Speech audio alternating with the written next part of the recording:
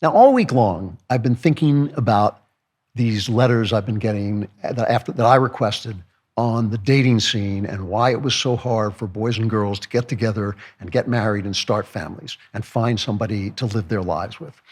And I've been reading the letters that have come in. There are too many for me to read them all. There's just so many of them. But I've been reading the letters that have come in. And they, I'll get to this in a minute. I'll read you some of the excerpts of the letters, but they almost all create a picture of the usual problems with finding a mate exacerbated by the internet in various ways. Most of the people said the same thing. Here, I'll read one from Maddie. It says, what seems to me is the most recurring problem is not a lack of good guys, but two distinct categories with very little overlap. On the one hand, there are guys who are great. We share all the same values, and I want more than anything to make things work between us. But for some reason, these good guys are almost always so nervous or reserved that it's super difficult for things to go anywhere, especially with someone like me or most of my friends who don't have experience. And so we want a man to lead and initiate and make us feel comfortable. On the other hand, there are guys who are confident. We have a great time on the first few dates, but then it becomes clear that there's some kind of values misalignment, different religion. He's not interested in waiting for marriage, or he lacks ambition being the most common. It seems like there's a very small overlap between confident guys and guys who have good values.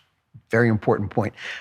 This is from Alicia, who's a therapist. She says, a few things stand out to me. People are more disconnected from a broader community. So in online dating apps, people simply stop talking to each other with no explanation. And in real life, too, they're ghosting. They don't have to see each other again. A lot of women and men I speak with have difficulty figuring out what they should be doing differently because they don't get feedback in their relationships. People just disappear. And I notice the influences of larger systemic issues as well. High divorce rates, porn, accompanying porn addiction, feminism, lack of community, lack of groundedness to older generations, engaging in relationships online. Basically, what is happening to people in the dating world is the same thing that is happening to Democrats and far-right people. It's that they are living in their imagination, and they are going on the internet and finding the places where the lies confirm their imagination. And they are therefore living outside of reality, always a bad thing to do, okay? So that's the picture I get, is that online dating gives one of the things that online dating does is it gives an illusion of choice and widespread selection. And what really happens in a lot of these dating apps, and I've heard this from numerous people, both male and female, is that a small number of men who seem to be high value get a lot of the girls, okay? And the girls don't want to say to themselves, gee, I don't want the best guy there. He looks like the best guy. So because I don't want to say to myself, I'm not the elite, so I'm going to go after somebody who might make me happy, who maybe isn't as rich, or maybe isn't as confident, maybe isn't as handsome. I'm just as good as the next girl. I'm going to keep going after this guy.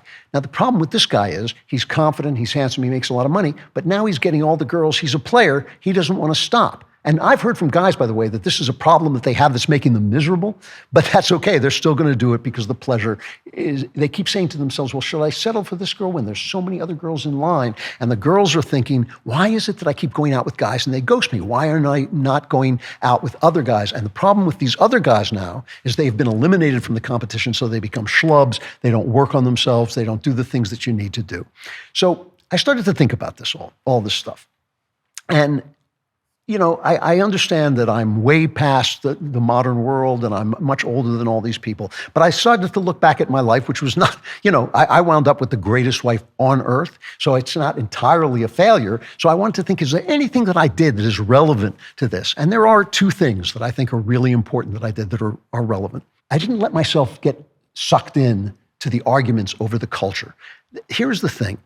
It's like the culture is just the field of play. Right? We all get a field of play. There are always difficulties meeting people of the opposite sex. There are always challenges. There's always rejection. There's always fear. There's always danger. It's going to be different in your time than it was in my time, but it's always going to be there. It's made worse, you can say, by the internet, but it was worse with other things that did other things at that time. I just said to myself, feminism hit a real strong peak when I was a young man, and I just said to myself, I'm not doing this. This is a stupid idea. I am not going to do it. I'm going to live by my code, not by the code of the people who hated feminism. Like David Mamet would write these plays about women and how bad women were. I thought, no, I like the women. I hate these women on TV that I see, but the women around me are perfectly nice. Only some of them are falling for this stuff, so I'm just going to ignore it. And I just decided I was going to live by my code, which was to be a gentleman. gentleman's code. I was going to live by honor, politeness, integrity. Sometimes I failed. Sometimes I had to learn. Sometimes I just actually went bad. But I tried all the time to live by honor, politeness, integrity. I tried to be who I said I was and do what I promised I would do.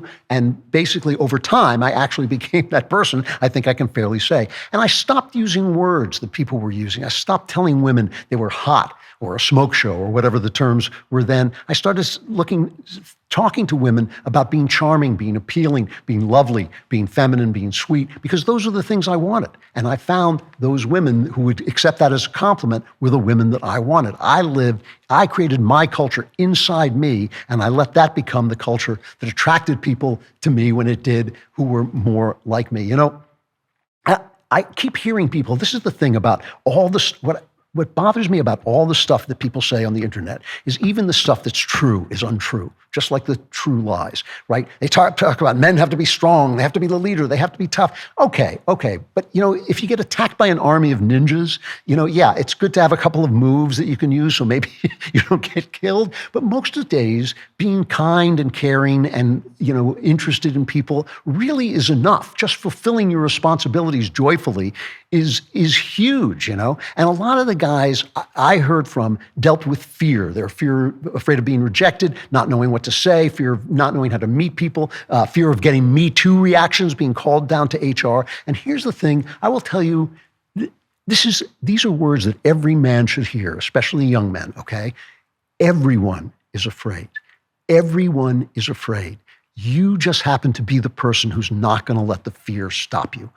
Everyone is afraid all the time. You just happen to be that guy who's going to do what he's going to do, going to meet that girl, going to approach that girl, going to go in even though she's standing with her friends, even though she's too beautiful for you, all those things. You just happen to be that guy who's going to do it because that's the secret. The secret is everybody's afraid and you do it anyway.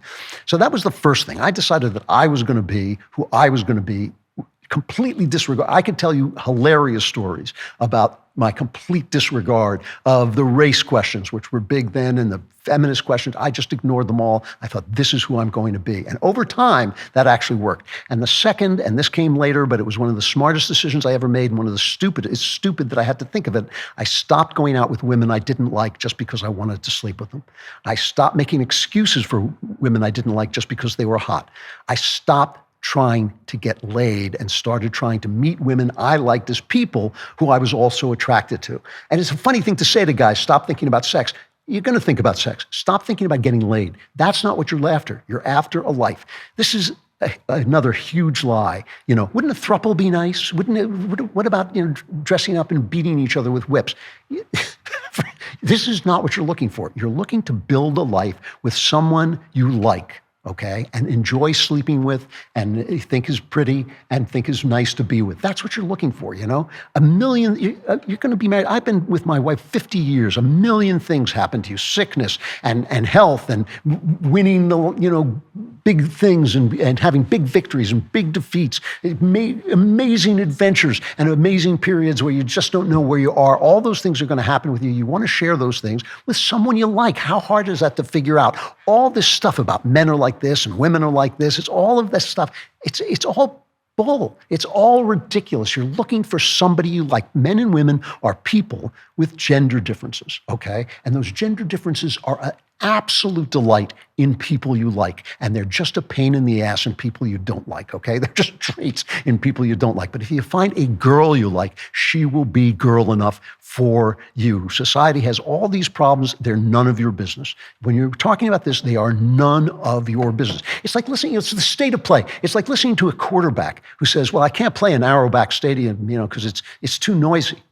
That's his job. That's his job, okay? It's his job. It's your job to find a girl. It's your job to find a guy. And I know women have a different set of problems, but for most of it, there's some people who aren't suited for marriage. That's fine. Don't get married. That's fine. We're all individuals, okay? Most of us, family is where the love and the joy is and the meaning of life comes from. And, you can have all the big dreams you want. that you have to be realistic about who you want to be, but you can have big dreams. But it's amazing how happy you will be if you have enough money and people around you that you love. You will be amazingly happy. You may still be disappointed that you didn't become center fielder for the Yankees. I'm still sorry that didn't happen to me. It was never going to happen to me, so I didn't waste my time trying to do it. Okay? That's important. I just took the talents that I had and made the most of them. You're looking to build a family and a life. And the first thing you got to do, okay, the first thing you have to do is stop talking about the problems. Stop worrying about what a man should be and what a woman should be and and start thinking about who you are made to be. Who are you made to be? And if you're a lady, you're probably going to find out that you're made to be a mom. You know, odds are. You might find out you're made to be something else, but odds are 90% you're going to find out you're made to be a mom and a homemaker. And the thing about that, and if you're a guy, you're probably find out you'd like to have a wife and a family and kids who look up to you and kids that you can raise and teach them the things that you love and teach them to love the things you love. And here's the thing about that. The way you begin to have that is to think about who you'd like to spend time with, what kind of person you'd like to spend time with, and who she would like you to be. And you have to become somebody that is really you. You can't be a fake about it, but you have to become that person that you want to be. And you have to start doing that now. You have to start doing that before you find out. Before you find somebody. You have to don't look like a slob. You have to start dressing like you're not a slob. You have to start speaking with a little bit more class, I mean, how hard is it to stop cursing all the time? How hard is it to forego the next tattoo? How hard is it to put on some clothes that it's not a baseball cap on backwards? This is the stuff. It's amazing to me that people talk about like, oh, well, if you're James Bond, do this. If you're James Bond, you're not going to be James Bond. And one more thing I have to talk about because it keeps coming up. I could talk about this for 40 minutes, but I won't. They talk about the relationship of men and women, and especially Bible Christians who talk about submission to authority. There is a perfection of submission. We submit to God, and God makes you better. You don't get weaker when you submit to God. You become more powerful. Anybody who's ever done it knows it. You become more yourself. You become more powerful. This is true also if you're a boy with a good father. If you submit to the authority of your father, you will become stronger, not weaker. Even though you're surrendering to someone else's authority, you will become stronger over time. If you are a wife with a good husband and you submit to the authority of your husband, you will not become less. You will become more. These are all true things, but we can't make laws about them. We can't enforce them because there aren't that many people who can be a good father. You also have to be able to stand up to your father sometimes. You also have to be able to kindly tell your husband that maybe he's making a mistake. These are things that happen. These are models for things. But again, if you find a person that you like, if you find a person that you can be with and be happy with, a lot of these things will fall into place. You'll find the authority you'll need. You become the man you're supposed to be. She will help you become the man you're supposed to be. You will become the woman you're supposed to be. Your children and your husband will help you become that. And just think about how different that is than people telling you to show power by pimping a woman or slapping her around or sleeping with a lot of people. You don't even want that life. You don't even want that life. That's a fantasy life, So here's my best piece of advice. Stop living in your head and stop living online and start living for that other person before you meet them and becoming the person that you want to be so that when you meet that person, she or he will want to be with you. Become the person he or she is going to love, and you will find each other. You will find each other. For more great stuff, like and subscribe, and do not forget to subscribe to The Andrew Klavan Show wherever you get your podcasts.